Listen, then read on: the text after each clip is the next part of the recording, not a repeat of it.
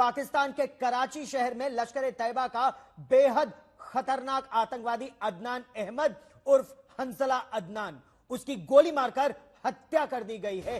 बड़ी खबर की ओर रुख करते हैं। पाकिस्तान में भारत का एक और दुश्मन मारा गया है। भारत की तरफ से एक ऑपरेशन जो कि कनाडा में अमेरिका में जिसका शोर था, वो पाकिस्तान में स्टिल इट्स गोइंग ऑन। आज सुनने में आया है कि एक लश्कर तैयबा के एक शख्स थे, he is considered one of the close person of Hafiz Saeed, Adnan Ahmed उनका नाम है। उनको कराची में जो है वो मार दिया गया है। एक के बाद दूसरी खबर और दूसरी के बाद तीसरी। इस बार अननोन गनमैन यानी कि वो लोग जो जो हत्यारे हैं और पता नहीं लगता है, ये इन्होंने अब की बार कराची में हमला किया और हमले के मास्टरमाइंड को मार गिराया कि ये सब कुछ भारत कर रहा है, तो फिर हम पकड़ क्यों नहीं पा रहे, हम रोक क्यों नहीं सक रहे? इसका मतलब है हमारे जो डिफेंस सिस्टम है वो बहुत कमजोर है कि कोई भी किसी कंट्री से आके हमारे लोगों को मार के चला जाएगा और हम कुछ नहीं कर पाएंगे। हमें इन लोगों को पकड़ना है और ढूंढना और मारना है। सो इट मीन्स कि वो जो इंडियन डीप स्टेट है एंड जो इंडियन सरकार है, they are on the target. वो अपने टारगेट पे लगे हुए हैं कि हमें हिट करना है। आदमी जो है पहले इसका हेडक्वार्टर रावलपिंडी में होगा, आपने मतलब पूरा ऑपरेशन इसके रावलपिंडी में थे। इसको डर लगा था कि ये रावलपिंडी में मारा जा सकता है, ये अपने हटा के ले गया था कराची।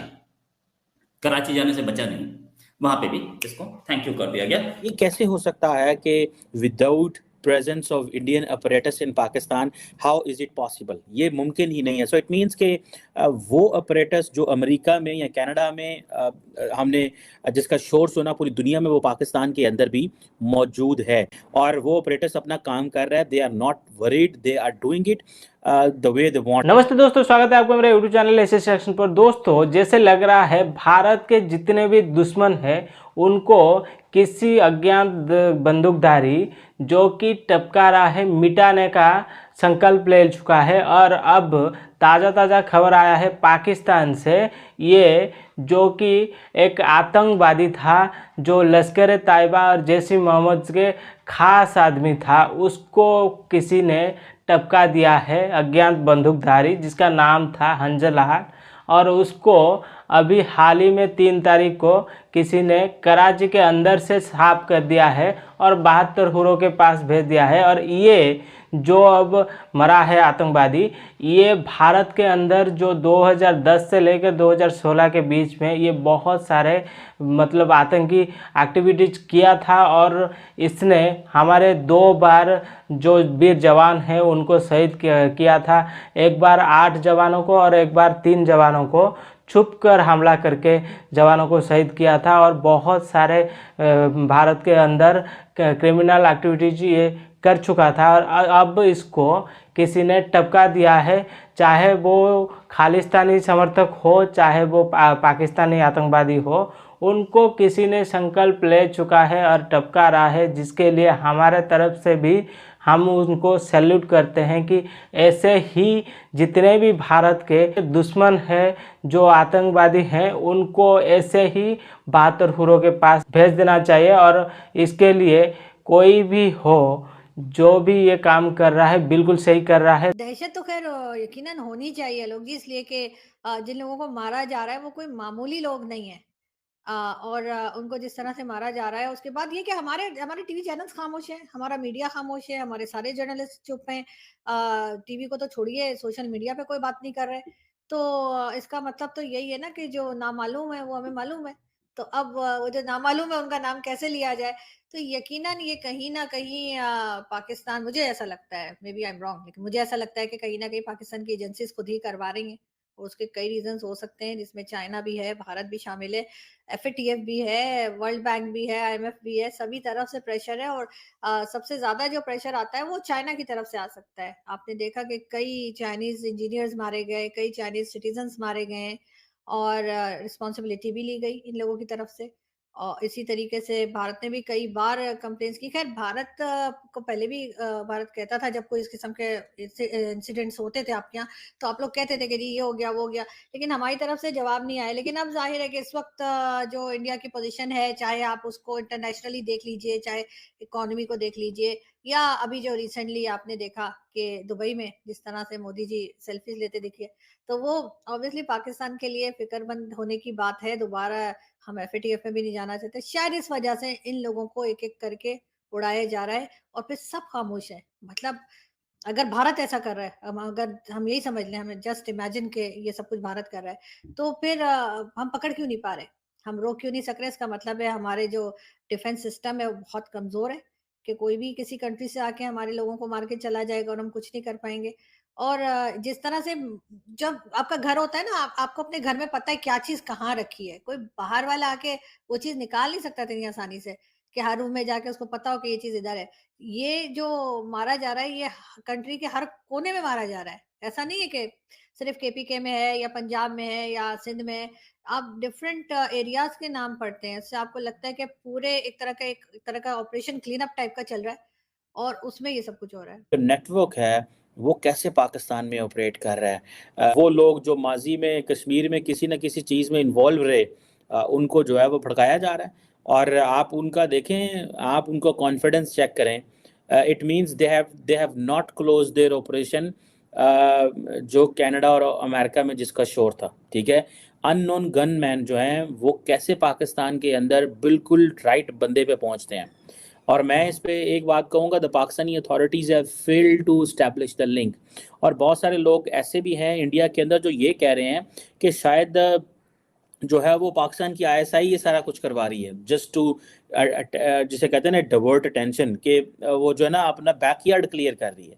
भाई हुकूमत जो होती है या जो एजेंसियाँ होती हैं वो अपने लोगों को थोड़ा ही मारती मरवाती हैं। हुकूमत जिसे वो कहते हैं ना कि वो उसका ये काम तो नहीं है कि अपने लोगों को मारे। हुकूमत की जॉब ये होती है या इंटेलिजेंस एजेंसीज की जॉब ये होती है कि उनका काम ये होता है कि अपने लोगों को प्रोटेक्ट करना। सो ये जो शख्स है इसको जो मारा गया है कराची के अंदर, ये एक जिसे वो कहते हैं ना, और ये मेरा ख्याल है 3 दिसंबर को किया गया है। तो आज कम से कम 6 दिसंबर है, तो इट मीन्स इसको नॉर्मली छुपाया गया है कि ये टारगेट हुआ। इसको फिर जो है वो जख्मी हुए थे और फिर मेरा ख्याल है ऐसे कहा जा रहा है इनके बारे में। ये अभी ताज़ा वाला हुआ है, वो कराची में हुआ है। तो जो अदनान हंजला नाम है, कहा जा रहा है कि लश्कर तैयबा का बड़ा आतंकी है और हाफिज सईद से इसके बड़े क्लोज है। मतलब हाफिज सईद के टॉप कमांडर्स में से एक ही आता है।